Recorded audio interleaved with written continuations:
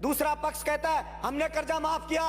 अरे चर्चा इस बात की होनी चाहिए कि 75 साल के बाद भी ये किसान कर्जदार क्यों है।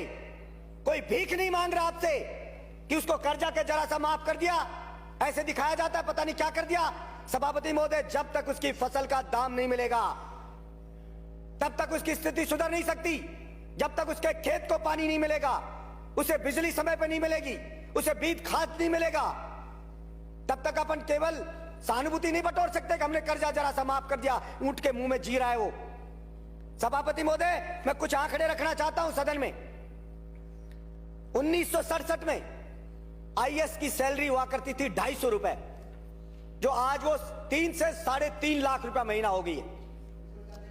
और वही 1967 में डीजल होता था सभापति महोदय 20 पैसे लीटर, और आज वो 100 रुपए लीटर हो गया है।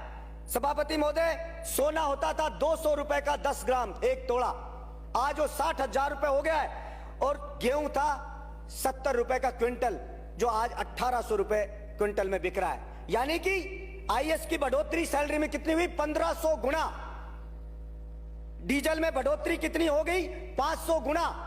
सोने में बढ़ोतरी कितनी होगी? 300 गुना। और किसान के गेहूं की फसल की कीमत कितनी बढ़ी? मात्र 25 गुना। अब कहां 1500 गुना और कहां 25 गुना। भला वो कैसे उसकी स्थिति सुधर सकती है? हर चीज की महंगाई बढ़ गई है।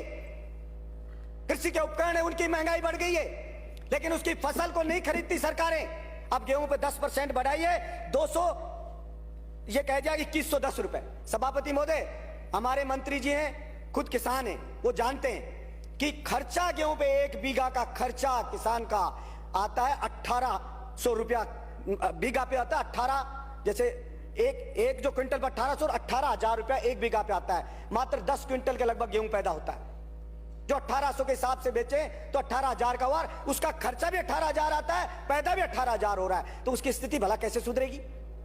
सरसों की फसल करो तो उसके ऊपर भी वही 11,000 के समथिंग खर्चा आ जाता है, और वो बिकती है तो वही 18,000 20,000, और कभी पाड़ा पड़ गया तो बर्बाद हो गया। गेहूं में अगर हवा चल गई, गिर गया गेहूं तो बर्बाद हो गया। तो भला वो किसान कैसे बेचारा उठ सकता है? और सिर्फ बातें होती है किसान की, 6,000 दे दिया, कोई कहता है कर्जा दे दिया, कोई कहता है ये दे दिया, कोई कहता है थोड़ी सी बिजली दे देंगे, ये दे देंगे। मैं तो ये कहता हूं आप पूरा दाम ले लीजिए, मत दीजिए कुछ भी आप, लेकिन ये जो 1500 गुना बढ़ी आईएएस की सैलरी, या तो उस आईएएस की सैलरी को भी घटा के वही 25 गुना लिया हो आप। उस सैलरी को, उस किसान की जो बढ़ोतरी हुई है वहीं पे लिया उसकी को सैलरी को। अगर वो आईएएस नौकरी कर ले, और अगर आप में हिम्मत है किसी सरकार में कि घटा दे उस आईएएस की सैलरी, कहते किसान के बराबर रखेंगे, क्योंकि देश को आजाद इन किसानों ने कराया था। कोई आईएएस अंग्रेज भर्ती नहीं करे थे इंडिया के लोगों को, वो तो इन किसानों की बदौलत हो, इनके बच्चे फांसी पर लटके तब आईएएस बन रहे हम।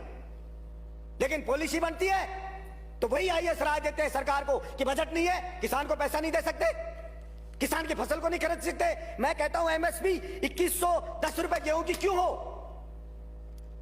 इसकी एमएसपी उतनी करो ना जितनी उसकी गुजारा हो उसका, लेकिन उसमें कोई चर्चा नहीं होगी और कोई पैसा मिलेगा नहीं। और ये किसान सहन शक्ति है बेचारे की, सहन करे जा रहा सहन, ये उसकी ग्रेटनेस है कि वो सहन कर रहा है और मेरा देश महान कह रहा है। अब फौज में जाता था सभापति महोदय, उसका बेटा एक्सरसाइज करता था, फौज के भर्ती भी बंद कर दिए।